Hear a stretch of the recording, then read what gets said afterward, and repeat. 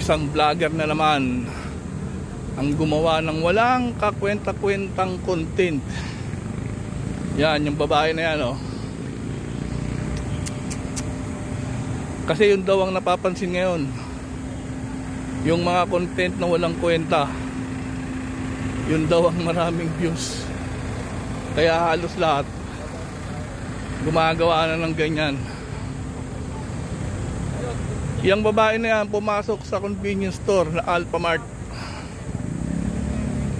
Ayan ang ginawa, binuksan yung freezer, humiga na merong lamang mga frozen goods.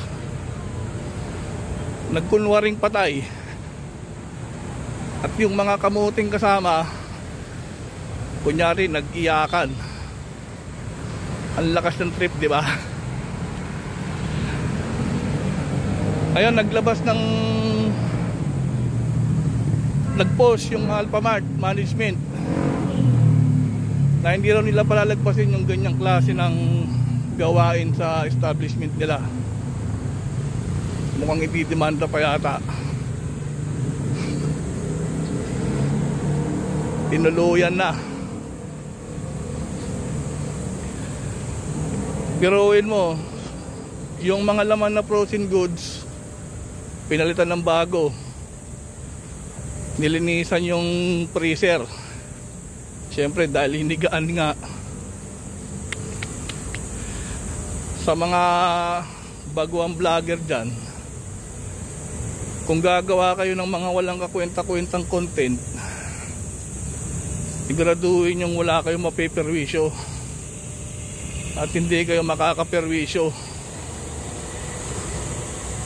Katulad nyan, problema yan. Kung ako sa Alphamart, tutuluyan ko yan.